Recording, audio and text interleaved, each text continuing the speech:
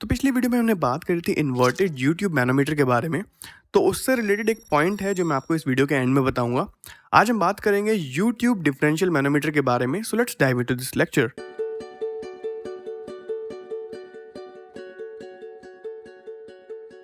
तो पहले तो इसका नाम ही देखते हैं कि यह है यूट्यूब डिफरेंशियल मैनोमीटर। पहले बात तो ये एक मैनोमीटर है, इसका मतलब ये एक प्रेशर मेजरिंग डिवाइस है। दूसरी बात ये डिफरेंशियल है, मतलब ये दो पॉइंट के बीच का प्रेशर डिफरेंस हमें बताएगा।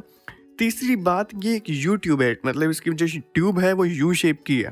सपोज करते हैं हमारे पास दो पाइप की क्रॉस सेक्शन है। पहला पाइप है पाइप ए और दूसरा है पाइप बी, और मैं ये मान रहा हूँ कि पाइप ए का जो प्रेशर है वो ग्रेटर देन है पाइप बी के प्रेशर से। तो पाइप ए में कुछ प्रेशर होगा और उसने हमारे मैनोमेट्रिक फ्लूइड को नीचे धकेलने की कोशिश की होगी। सिमिलरली पाइप बी में भी कुछ प्रेशर होगा और उसने भी हमारे मैनोमेट्रिक फ्लूइड को नीचे धकेलने की कोशिश की होगी, लेकिन उसका प्रेशर थोड़ा कम था तो वो कम ही धकेल पाया होगा।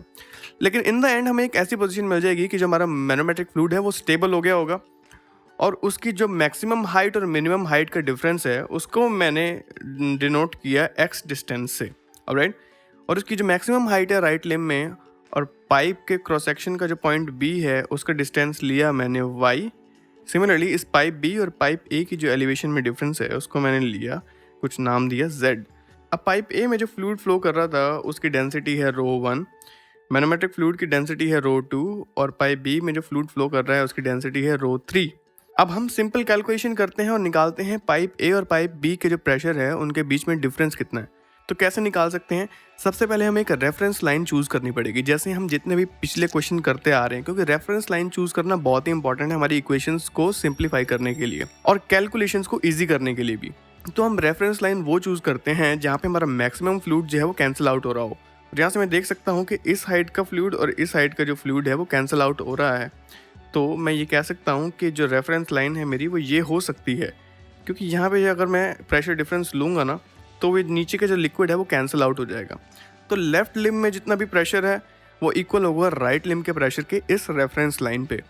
अब पाइप ए में कुछ प्रेशर होगा, सपोज करते हैं वो है पी ए प्लस, अब पाइप ए से जो फ्लूइड है वो फ्लो करेगा और इस ट्यूब में आएगा और कुछ डिस्टेंस ट्रेवल करेगा, वो होगा x plus y plus Z.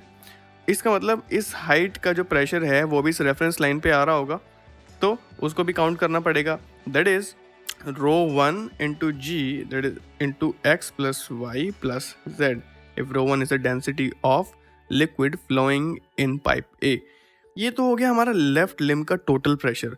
अब देखते हैं राइट लिम्ब के टोटल प्रेशर को, वो कितना है pb plus ρ2 into g into x plus ρ3 into g into y। अब क्योंकि रेफरेंस लाइन पे जो दोनों साइड के लिम्ब्स हैं उनका जो प्रेशर है वो सेम रहता है, तो मैं इन दोनों को इक्वल पुट कर सकता हूँ। That is PA plus ρ1g x plus y plus z is equal to PB plus ρ2g x plus ρ3gy। अब क्योंकि PA माइनस PB का डिफरेंस निकालना है तो PB को इधर ले आएंगे और लेफ्ट हैंड साइड वाले टर्म को राइट हैंड साइड ले जाएंगे, तो क्या आएगा PA minus PB is equal to ρ2g x plus ρ3gy minus ρ1g x plus y plus z. अगर मैं इन दोनों साइड को डेंसिटी ऑफ वाटर से डिवाइड कर दूं और इस राइट हैंड साइड वाले g को लेफ्ट हैंड साइड ले जाऊं तो क्या आएगा P A minus P B upon rho डब्ल्यू into g is equal to s two x plus s three y minus s one into x plus y plus z. तो इस तरीके से हम कैलकुलेट कर सकते हैं प्रेशर डिफरेंस को एक यूट्यूब डिफरेंशियल मैनोमीटर में। बेसिकली आपको इस चीज़ को क्रैम नहीं करना, ना रटना है, कुछ भी नहीं करना, आपको बस ये कॉन्सेप्ट समझना है कि इस तरह क्वेश्चन को किस तरीके से हम सॉल्व कर सकते हैं। आपने इन्वर्टेड यूट्यूब में भी देखा होगा कि अगर हम ऊपर जा रहे थे तो प्रेशर जो है वो सब्ट्रैक्ट हो रहा था, लेकिन इस वाले केस में क्या है कि हम अगर नीचे जा रहे हैं किसी पॉइंट से जो प्रेशर है वो ऐड होता जा रहा है। तो ये तो एक मेजर डिफरेंस था। मैंने आपको वीडियो के स्टार्टिंग में ये भी कहा था कि इन्वर्टेड यूट्यूब से रिलेटेड एक और पॉइंट मैं बताऊंगा आपको। क्या है कि जो इन्वर्टेड यूट्यूब मैनोमीटर्स है ना वो उन जगहों पे यूज होते हैं जहां पे पॉइंट के ऊपर प्रेशर लेना ज़्यादा आसान होता है बजाय कि पॉइंट के नीचे प्रेशर लेने के। फॉर एग्जाम्पल ये मेरे पास एक ग्राउंड लेवल है और उसके नीचे दो पाइप रन कर रहे हैं और मुझे इन दोनों पाइप के बीच का प्रेशर डिफरेंस देखना है, तो मैं एक यूट्यूब मैनोमीटर की बजाय जहाँ पे मुझे ज़मीन को और खोदना पड़े, एक्सकेवेशन करनी पड़े, उसके बजाय मैं एक इन्वर्टेड यूट्यूब मैनोमीटर को लूँगा और वहाँ से आसानी से प्रेशर डिफरेंस को नोट कर लूँगा।